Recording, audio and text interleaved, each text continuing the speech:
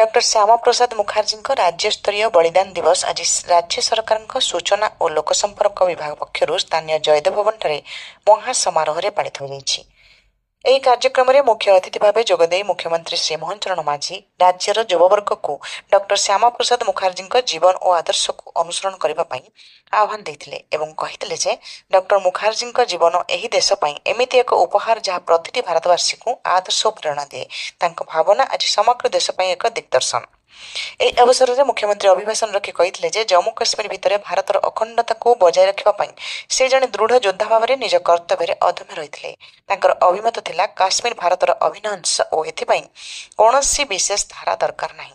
ଏହି ଭାବନା ଗଭୀର ରାଷ୍ଟ୍ର ପ୍ରେମର ପ୍ରତିଫଳନ। ପ୍ରଧାନମନ୍ତ୍ରୀ ଶ୍ରୀ ନରେନ୍ଦ୍ର ମୋଦି ପ୍ରଧାନମନ୍ତ୍ରୀ ଭାବେ ତାଙ୍କର ଦ୍ୱିତୀୟ କାର୍ଯ୍ୟକାଳର ପ୍ରଥମ ବର୍ଷରେ ସମ୍ବିଧାନର 370 ଧାରା ଓ 35 କର ଉଚ୍ଛେଦ କରିଛନ୍ତି। ଏହି ସାହସିକ ପଦକ୍ଷେପ କେବଳ ଯେ ଦେଶ ପାଇଁ ମଙ୍ଗଳମୟ ତାହା ନୁହେଁ, ଏହା ଶ୍ୟାମା ପ୍ରସାଦ ମୁଖାର୍ଜୀଙ୍କ ପାଇଁ ସର୍ବଶ୍ରେଷ୍ଠ ଶ୍ରଦ୍ଧାଞ୍ଜଳି। ଯେତେବେଳେ ବି ଜମ୍ମୁ କାଶ୍ମୀରର ନାମ ନିଆଯିବ ଶ୍ୟାମା ପ୍ରସାଦ ମୁଖାର୍ଜୀ ଏବଂ ଯଶସ୍ୱୀ ପ୍ରଧାନମନ୍ତ୍ରୀ ମାନନୀୟ ଶ୍ରୀ ନରେନ୍ଦ୍ର ମୋଦିଜୀଙ୍କ ନାମ ବିନା ସବୁବେଳେ ଅଧା ହିଁ ରହିବ। ଡକ୍ଟର ମୁଖାର୍ଜୀଙ୍କ ସ୍ୱପ୍ନ ଓ ସଂଘର୍ଷକୁ ପ୍ରଧାନମନ୍ତ୍ରୀ ଶ୍ରୀ ମୋଦିଜୀ ପୂରଣ କରିଛନ୍ତି ବୋଲି ସେ କହିଥିଲେ। ରାଜ୍ୟରେ ପୂଜ୍ୟ ପୂଜାର ପରମ୍ପରା ବିଷୟରେ କହିବାକୁ ଯାଇ ମୁଖ୍ୟମନ୍ତ୍ରୀ କହିଥିଲେ ଯେ ଆମ ରାଜ୍ୟରେ ମଧ୍ୟ ପୂର୍ବ ସରକାର ଡକ୍ଟର ମୁଖାର୍ଜୀଙ୍କର ବଳିଦାନ ଦିବସକୁ ପାଳନ କରୁନଥିଲେ, କିନ୍ତୁ ଆମ ସରକାର ଏହାକୁ ଜାତୀୟ କର୍ତ୍ତବ୍ୟ ବୋଲି ସ୍ୱୀକାର କରି ପାଳନ କରୁଛି ଏବଂ ଆଗକୁ ମଧ୍ୟ କରିବ।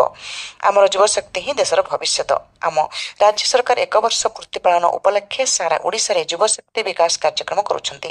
ଆଜି ଆମେ ଯେତେବେଳେ ଏକ ନୂଆ ଓଡ଼ିଶା ଗଢ଼ୁଛୁ, ଏକ ଶକ୍ତିଶାଳୀ ଭାରତର ଦିଗକୁ ବଢ଼ୁଛୁ, ଡକ୍ଟର ମୁଖାର୍ଜୀଙ୍କ ନୀତି ଓ ଦୃଷ୍ଟିକୋଣ ଆମକୁ ସଠିକ୍ ମାର୍ଗ ଦେଉଛି।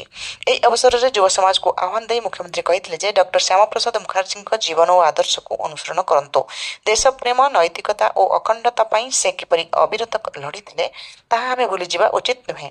ଡକ୍ଟର ଶ୍ୟାମା ପ୍ରସାଦ ମୁଖାର୍ଜୀଙ୍କ ଜନ୍ମ ଏକ ଆନ୍ଦୋଳନର ଲେଲିହାନ ଶିଖା ରୂପେ ପ୍ରତ୍ୟେକ ଭାରତୀୟଙ୍କ ଜୀବନକୁ ପ୍ରଭାବିତ କରୁ।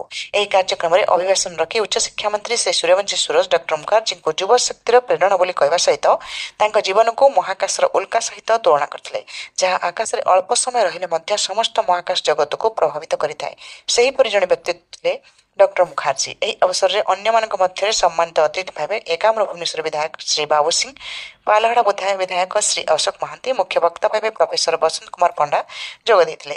ଉକ୍ତ କାର୍ଯ୍ୟକ୍ରମରେ ସୂଚନା ଓ ଲୋକସଂପର୍କ ବିଭାଗର ପ୍ରମୁଖ ଶାସନ ସଚିବ ଶ୍ରୀ ସଞ୍ଜୟ କୁମାର ସିଂ ସ୍ୱାଗତ ଭାଷଣ ଦେଇଥିବା ବେଳେ ବିଭାଗୀୟ ନିର୍ଦ୍ଦେଶକ ଶ୍ରୀ ଅନୁଜ କୁମାର ଦାସ ପଟ୍ଟନାୟକ ଧନ୍ୟବାଦ ଦେଇଥିଲେ। ସମଗ୍ର ଓଡ଼ିଶାରୁ ରଜତ ମହାପାତ୍ରଙ୍କ ରିପୋର୍ଟ।